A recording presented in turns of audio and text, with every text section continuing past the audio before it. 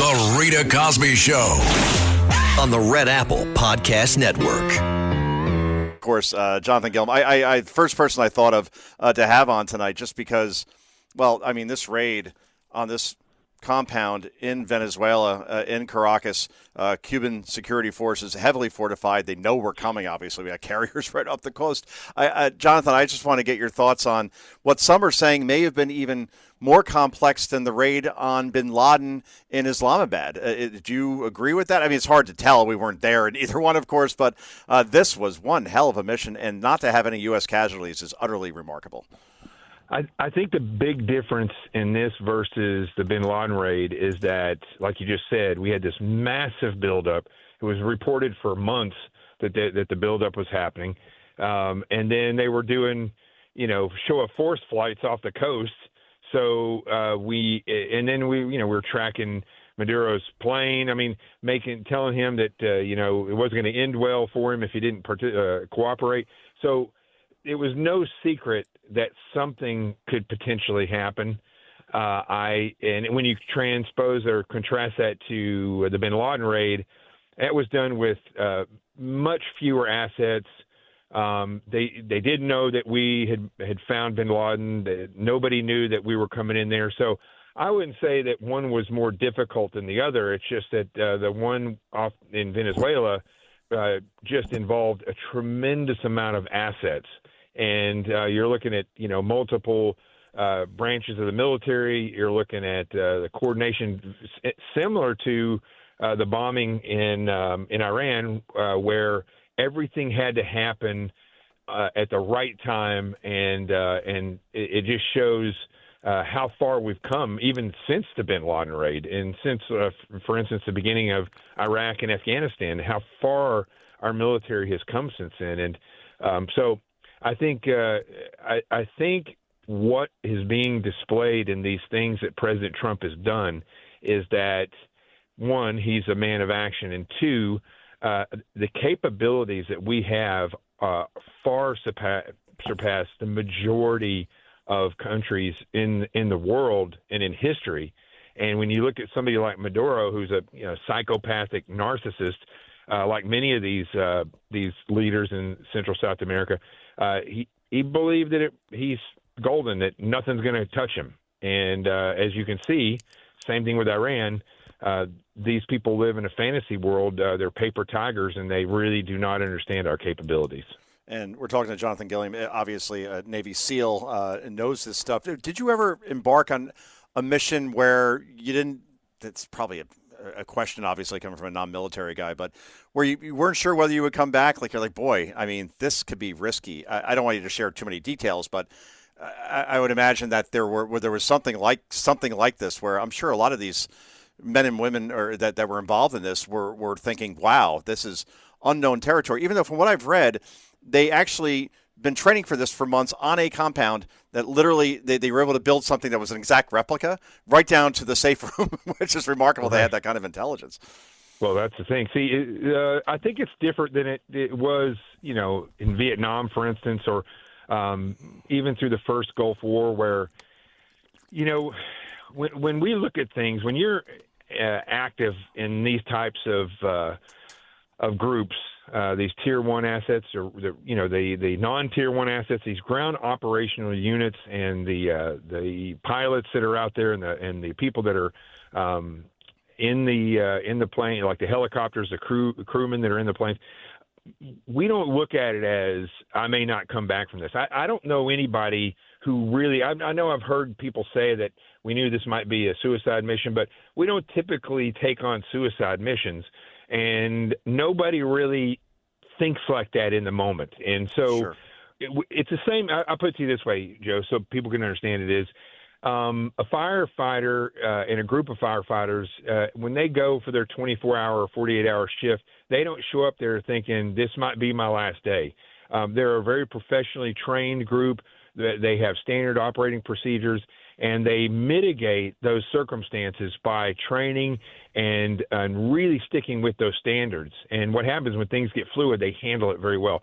And so when you look at the military and especially the special forces aspect of it, That's the way we think. We think like a professional, like a firefighter, a police officer, and so we standardize as much of what we can, and then we contemplate the contingencies of things that could go wrong.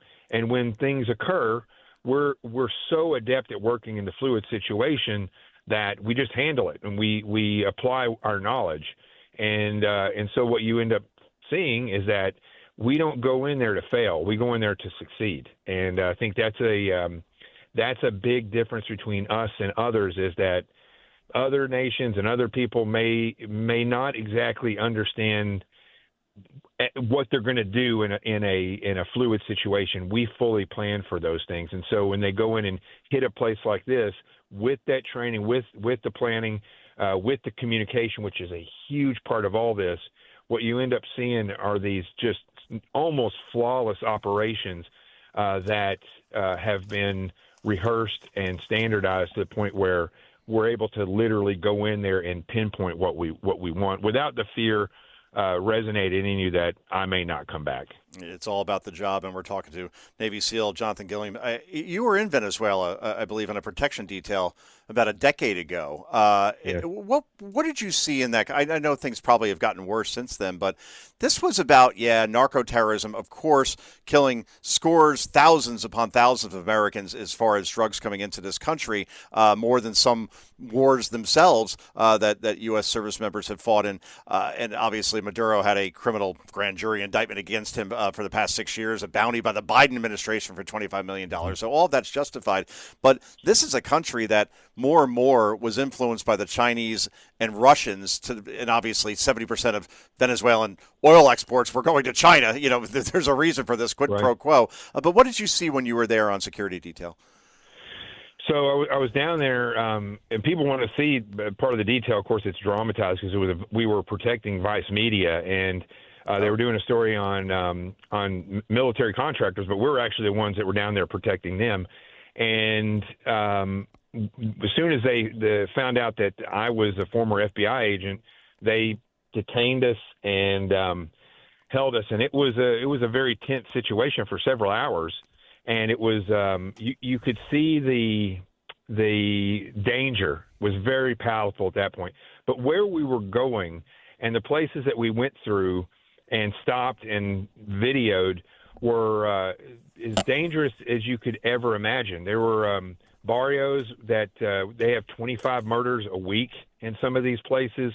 The whole country has upwards of 25,000 or more murders a year. Jeez. Most of them go unsolved. And so what was striking to me was two things. One, it was the danger. It was everywhere. And then the other thing was when we did go to a place that was high end, there was I don't know who the guy was, but there was a professional baseball player from Venezuela that played in the major league here in the United States. He was at a restaurant, and all these rich and wealthy people were there.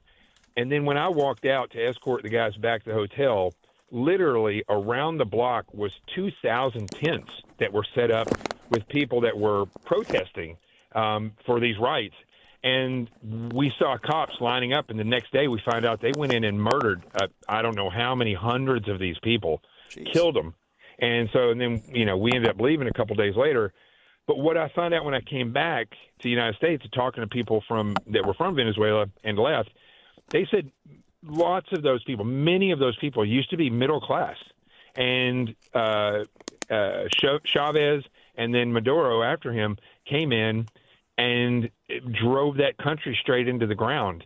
And it's the slow war. It's the slow death that most people don't realize it's socialism/communism. That's what happens. They come in and they crush a citizenry because they don't care about them. They just the rich get richer, and the poor, even the middle class, get desperate. And so that's what occurred in Venezuela. Yeah, and we saw that, and we're talking to Jonathan Gilliam, Navy SEAL. In Poland, for example, the Soviets came in, and then obviously communism took over, and Poland was a poor country. Then Poland, Eastern Bloc, gets liberated, and now Poland's economy under capitalism is as big as Japan's. I mean, it's just amazing. Like socialism never works. Yet here in New York City, a socialist who is demanding that Maduro be released and be taken back to his country, and that's Zohran Mamdani. New Yorkers voted for that. And are you still in New York? I remember when I talked to you way back when you lived here. Are you still here in the city, or did you escape finally?